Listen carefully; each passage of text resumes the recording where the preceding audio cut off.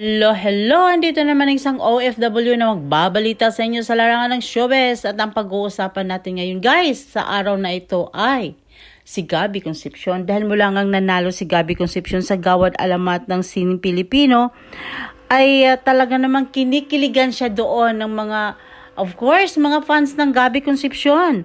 At may isa pang hawak-hawak at yakap-yakap niya si Gabby Concepcion. At ninanais nga nila na sana daw ay makawork nila ng Idoc Cine Studios in the future for a movie in Kalinga si Gabby Concepcion. Kaya guys, makikita mo talaga na naka-line up ang mga proyekto na ino-offer para kay Gabby Concepcion. Tanging nag-iisa lang talaga siya na tuloy-tuloy ang proyekto niya. Wala talagang kupas ang isang Gabby Concepcion dahil nga nakikita mo naman na he's still healthy at he's still very handsome at his age at nakikita mo naman talaga.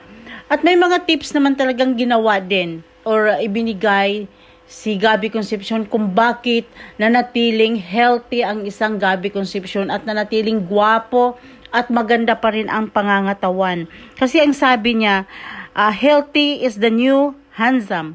By being healthy, both in mind and in body. Ayan ang sabi ni Gabby Concepcion.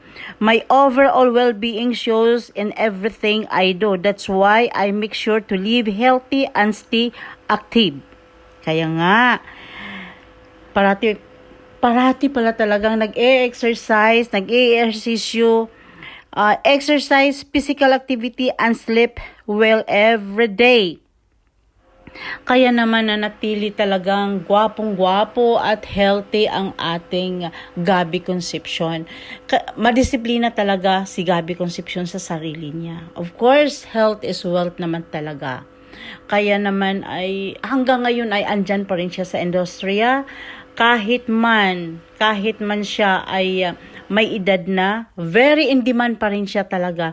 Gustong-gusto pa rin or ninanais pa rin ng mga kung sino mang nagpo-produce ng movie, ninanais siyang makatrabaho. Kaso lang itong Gabby Concepcion ay, ang ating Gabby Concepcion ay syempre naman namimili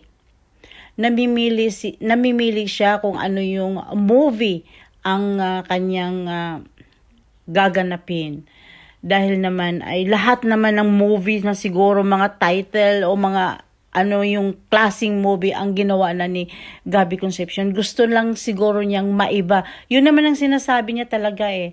Dahil nga ini-insist natin bilang isang mga diehard fans ng Sharon at Gabby Concepcion, Shagab fans, ninanais natin talagang magkasama sila sa isang movie.